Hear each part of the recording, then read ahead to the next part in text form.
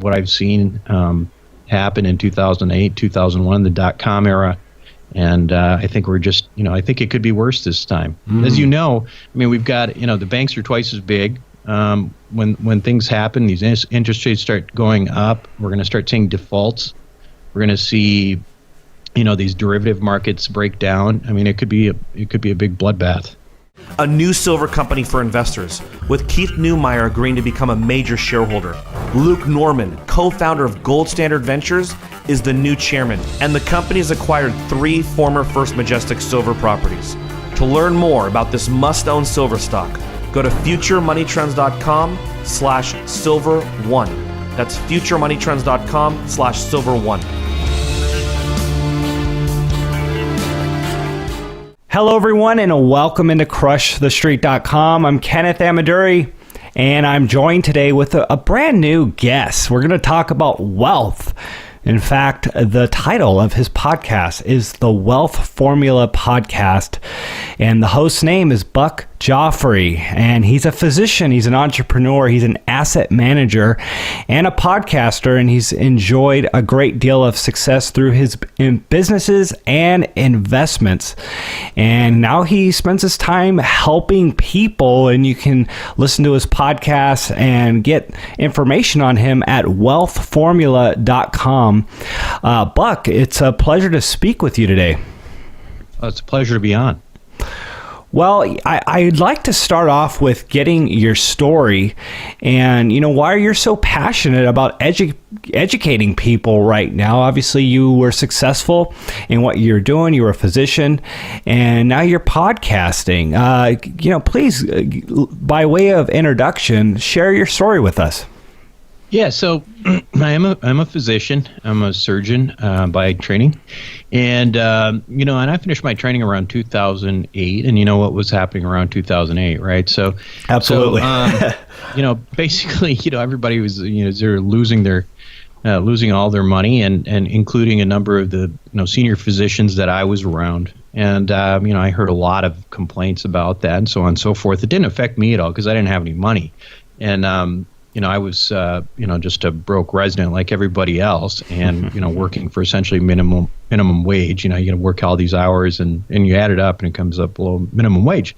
So anyway, finished 2008. I actually did some subspecialty training in cosmetics, and so I went to work for a big cosmetic company initially for about 9 months, and pretty quickly realized that things were not going to go well there because the management and I were not seeing eye to eye, and they just decided to fire me, and that was fine. And I took it kind of hard at first, but I had just gotten this. I had just sort of read some of Kiyosaki's work and Cash Flow Quadrant and all this. Love it. And that had really opened my eyes, and along with the fact that my dad is a scrappy real estate guy, I started looking at other opportunities. But my first thing was to say, hey, I've seen how a business works, and maybe I can just do this. So I built my own.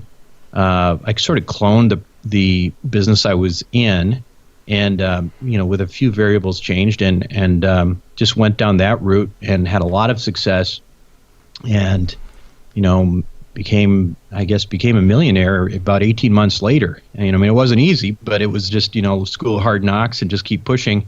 And I had very few expenses. So once I started to make all this money, the next question is, well, what do you do with it? And it was not something that I actually really thought about because I never had any really money of my own. And what I definitely did not want to do is to go down the route that all these physicians that I trained with were complaining about, which was, giving their money up to financial advisors and having them lose, 50-60% of it in one of these crashes that you had nothing, you had basically no control of whatsoever. And so I kind of, using that Kiyosaki inspiration, went down the route of self-education, and I got really obviously interested in real estate, in part because of Kiyosaki and also because I saw my dad make a lot of money in real estate. I had no interest in being a landlord like he was. And that's, that was, but I think the Kiyosaki influence was that, hey, you could do, you could be involved with real estate and not be a landlord. You could be more of an asset manager.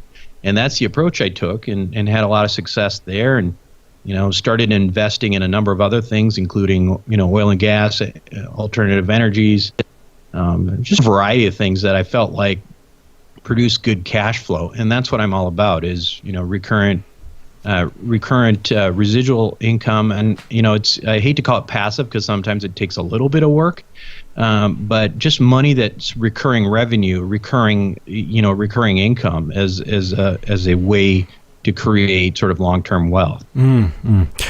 Wow, Buck. Well, hey, I really love the way you were able to rise to essentially the heap of the ashes, in the 2008 crisis. You were able to come out very successful on that. And I want to talk about, the investments that you are in, and ask you some questions about real estate. But before we do, I want to get your thoughts on the current economy. Right now, where the Dow Jones Industrial it's banging its head on 20,000. We haven't hit it yet. We're the 10th day in a row of almost getting there. But interestingly enough, market optimism is surging across the board. In fact, I read something today that we haven't seen this much optimism in the market since the dot-com peak. And you know what? Sure, it's been some time since people have been able to attempt to trust the markets, because we've had that 2008 memory baked into our minds now for so long. And people are really getting optimistic here with Trump and just the way the economy is, but to be honest with you, at least a lot of us here at Crush the Street, we tend to be a little more concerned about the underlying fundamentals when it comes to the real economy. So I'd like to ask you and get your current thoughts on what you see happening in the economy. Well, I think I tend to agree with you. I would call this what the Fed calls irrational exuberance, right? Mm-hmm. And what we've got is Trump comes along essentially as from the financial side, as this guy coming in on a white horse, and then he's going to change everything. But the reality is that you named it. You look at the numbers. You're brushing up against 20,000, the Dow Jones Industrial, but where are those earnings, and what kind of price earning ratios do we have right now? And the thing about it is that when I look at what the big players are doing, whether it's Jim Rogers, like who's on your show, or George Soros. These guys who have made all their money in the markets, they're all actively shorting the market right now. So if they're doing it, listen, I'm a physician, not an economist, but when I see guys like that behaving in a certain way, it tells me something, right? So no, I'm with you. I think it's really problematic. I'm not a stocks, bonds and mutual funds guy anyway. I'm a real asset guy. But it reminds me a lot of what I've seen happen in 2008, 2001, the dot-com era, and I think we're just, I think it could be worse this time. As you know, we've got, the banks are twice as big. When things happen, these interest rates start going up. We're going to start seeing defaults. We're going to see, these derivative markets break down. It could be a big bloodbath. Buck, I couldn't agree with you more. I was actually doing some research from one of my latest posts, and we live in a society now where young people, 18 to 34 years old, are 40% at home. 40% of this group is living at home with their parents, now at a 75-year high. And when you count everyone receiving a check now from the government, it's 160 million people. If you count Social Security and just everyone else that's receiving some sort of check or benefit from the government, we're at 160 million people in a country of 320 million people. And I just see a lot of the problems irreversible. And we have to talk about ways to, again, rise to the heap of the ashes, because it's not as easy as it was 50, 60 years ago for someone to, work with a wrench, and provide for their families. So, someone like you who was able to come out of the 2008 crisis, like you said, broke. I mean, what is your advice for people nowadays? I think if you go back to history, you take the lessons of history, that the people that anytime that there are big corrections and big, cataclysmic events in economies, there are winners and there are losers. Most people are losers, but there are some people who create tremendous wealth, during those periods of times. And I think it's about trying to figure out, where that wealth might be. In my view, if you look again at historically, or the wealthiest families in Europe over time, these are families that have been wealthy for thousands of years now. What makes them wealthy? It's not a portfolio of stocks, bonds, and mutual funds, right? I mean, it's they own stuff. They own gold. They own precious metals. They own real estate. They own land. They own things. Because what happens is, in these types of situations, a lot of times the only way to get out is via some sort of hyperinflation mechanism, right? And it's hard to keep up with that if all you own is paper. And that's my philosophy. I think that, when I look at what's going on in the economy right now, the only way that I can make sense personally, and again, I'm not an economist, but just looking at the mess that we're in right now, how can you continue to pay the debt? How can you continue, to have an economy that's not growing but still manage not to default on sovereign debt? The only thing you can do is inflate, right? Right. So, and if you're going to inflate, in my view, the thing that makes the most sense is to just own things and kind of rise with the inflation. Right. Now, again, excellent advice right there. Buck, let's talk about those things that you own here. Real estate. Interestingly enough, that is one of the things that has gone up significantly since 2008, 2009.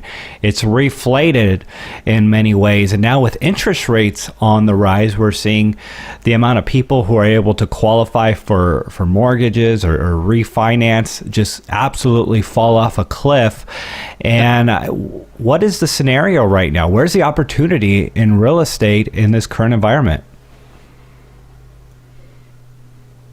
I think the opportunities are there. I think they're definitely not the way they were a couple years ago. And I think the thing that worries me is that when you look at the properties that are selling, I think that the properties are selling for sort of stupid money. And you take, for example, a market like Dallas, which I think is a fantastic market for multifamily. And you've got I'm looking at a bunch of deals and trying to underwrite these deals, and you've got properties that are C class, C minus, that are selling at cap rates of around 5. Wow. And these are properties that were selling at 7.5, 8, even just a couple years ago, right? But people are, again, it's that irrational exuberance. It doesn't just go in the stock market. It goes to all assets. And the problem is that everybody's kind of gets a little bit greedy, and they start looking at deals and they want them so badly, and they want to make them work, so they'll underwrite them so that they'll work. I think that's the danger we have in real estate right now. But to your point about, what do you do in this? Well, unfortunately, one of the things you do is, you're very selective, so you may not get as many opportunities. But the other thing is you just start looking in other directions for other opportunities to invest in that do make sense right now, potentially. And, that's what I've been doing. I mean, I definitely, I still have an analyst underwriting deals, 30 deals a week. But if nothing works, we're not gonna start, buying things for too much.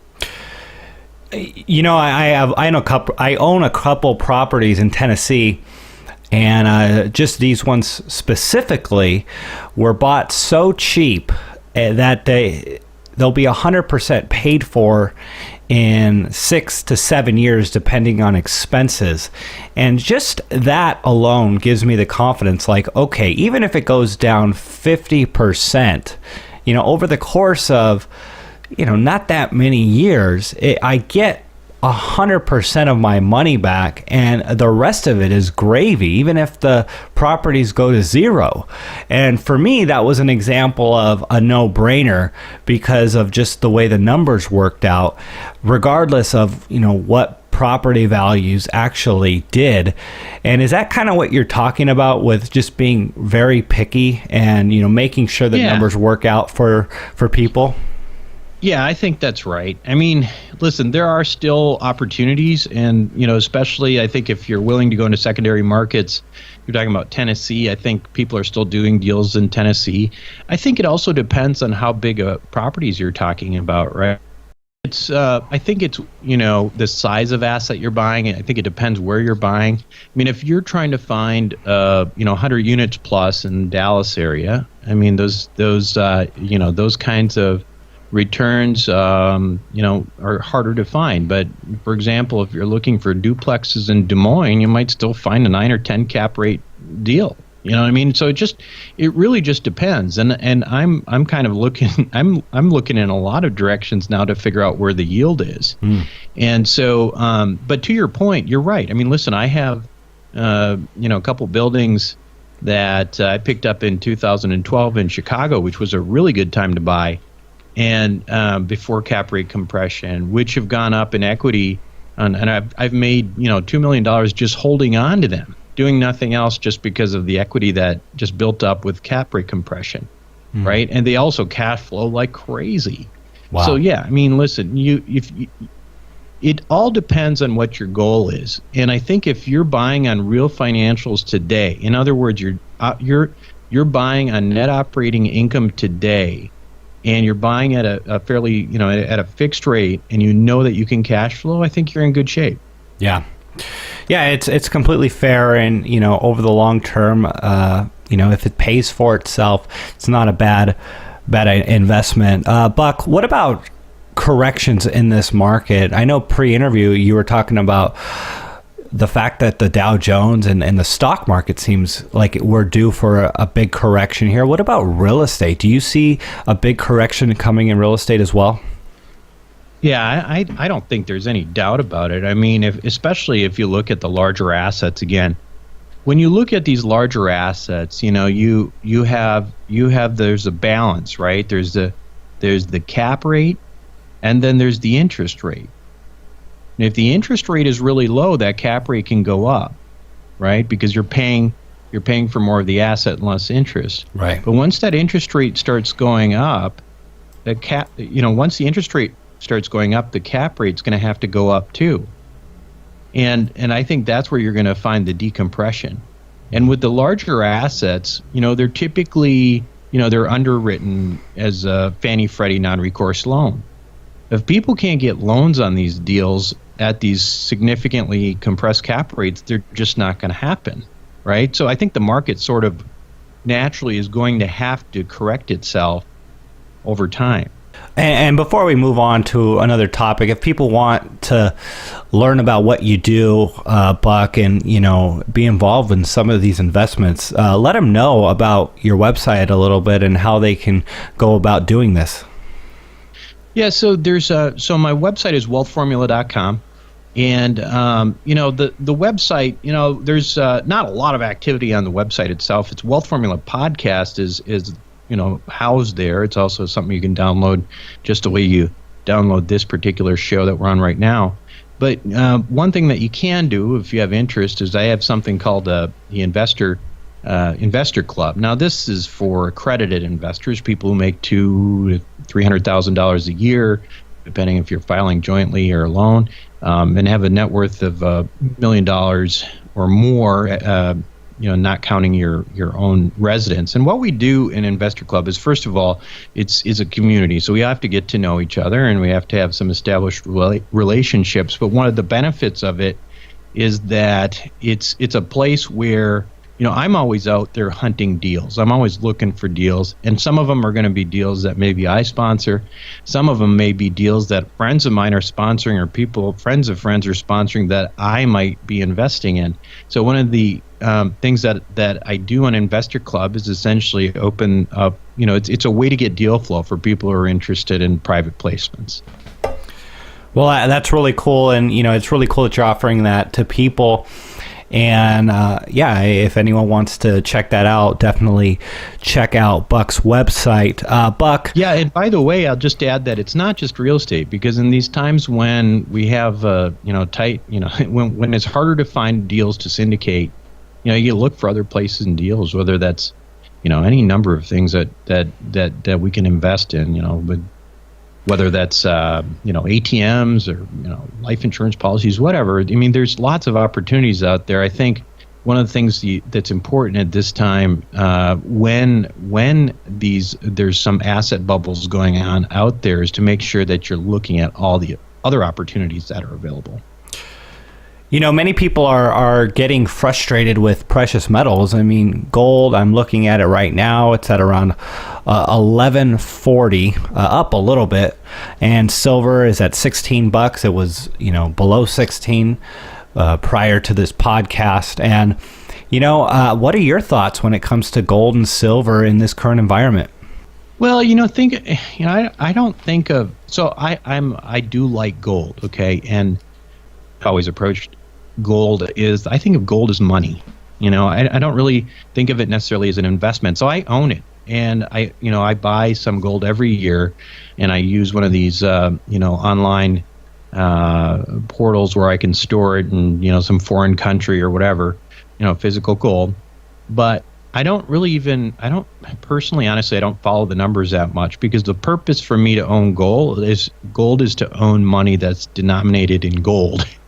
And so, I think if, the reality is with gold, here's how I like to think about it.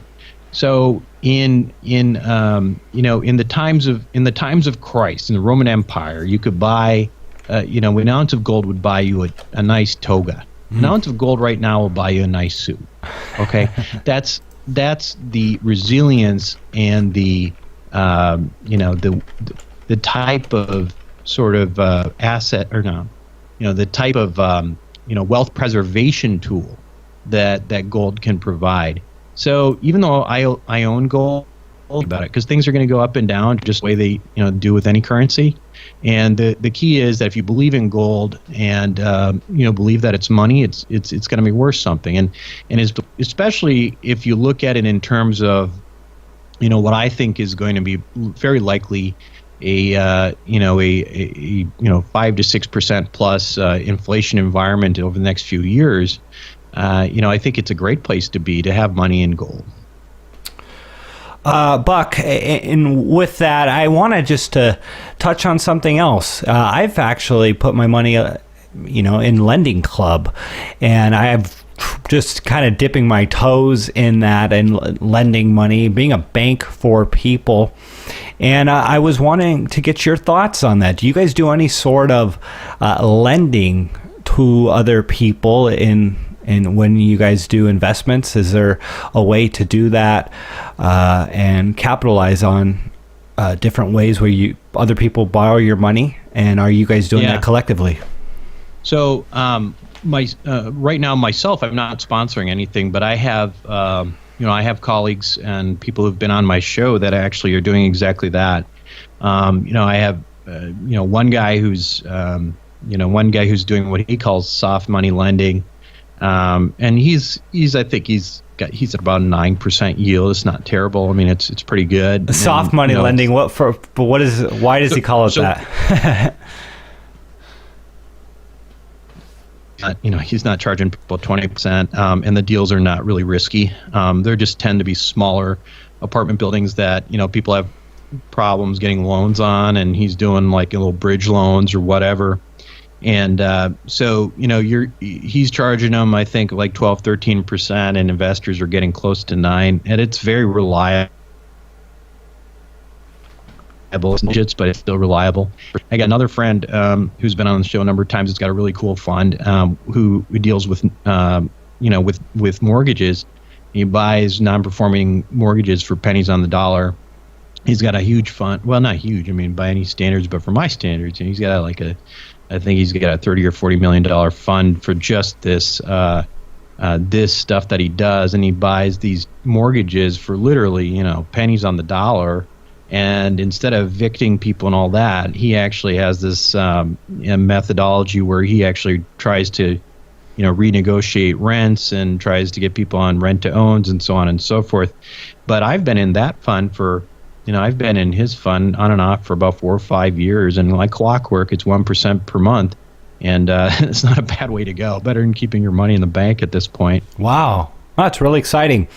Yeah, when it comes to lending, and, we were talking about that, whether or not to be a landlord or not when it comes to real estate, lending is a really cool way to go, because if someone wants to go out and purchase a property, if you can require 25-30% down, you put up the rest of the money. If they default on you, you got an asset you're acquiring for 70 cents on the dollar, essentially. So yeah. I think that's pretty cool, and it takes the risk and the hassle off of dealing with a tenant. And then on the flip side, if they pay it, you can charge pretty decent interest rates. 9 to 12%. It's something I definitely want to get more into, because it's not where my focus is at the moment. But if you are concerned about prices pulling back, and it's a way to kind of hedge your bets in the real estate market. Requiring 30% up front is a pretty good margin. I think that's a great way to go. I think that it's certainly something I've thought of as well, in terms of other funds that I might have an interest in the future. One of the things that I personally like about physical real estate in particular is obviously there's significant tax advantages, and so a big part of what I like to do is invest in things that are tax advantaged.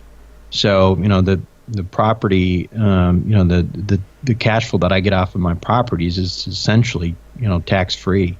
And so even though I'm getting double-digit returns on them, because I've done cost segregation analyses and that sort of thing, that I'm effectively getting, I'm getting my double digits without having to pay tax on it. So that's kind of a nice additional benefit. But you're right. The nice thing about lending is that for real estate investors, I liken the lending to being like sort of if you were a guy who did stocks and bonds, it would be like your bonds, right? Mm-hmm. The stuff that just keeps paying you, and you don't have to think about it very much. But I like that too. I definitely like that area. And I've done some hard money lending, and obviously that can be very profitable. And actually had put my dad in a hard money loan last year through a friend of mine, and he ended up making like 40 grand in just under 2 months. Wow.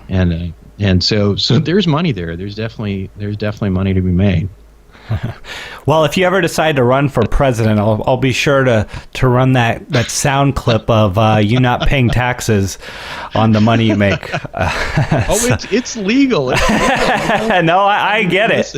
But they'll use that against you. Buck, if people want to have a bit of advice as we close up here as to how to proceed forward, millennials are suffering the most in this new economy, and it's a struggle to get ahead. What's your best advice for them as we close out this interview? I think the biggest thing is, all of the things that you're being told from, I think, what you would call sort of the traditional financial advisors, you really have to take with a grain of salt, because I think, first of all, if it was a normal economy, over long term, we've seen stocks, bonds, and mutual funds. They do okay, but you can do a lot better in other places. The bigger issue to me right now is that, as you've mentioned and as we've talked about today, we live in unparalleled times right now. We've had, near 0% interest rates for years, $20 trillion, national debt. We have, lots of sovereign debt out there that is, very, that's really dependent on our own interest rates rising. I mean, there's so many things going on. We have a quadrillion-dollar derivative market. There's so much uncertainty out there that to go and use the same old assumptions, the same old paradigms that the financial advisors haven't changed a bit is very dangerous. And I think that the best thing that you can do is to educate yourself, listen to stories, or listen to people like Kenneth here, which I love your podcast, by the way, and and try to get educated and don't get brainwashed. Well, hey, I appreciate that, and I appreciate you coming on the show, everyone. Wealthformula.com, Buck Joffrey. Buck, thanks so much for coming on the show with me. Thanks for having me.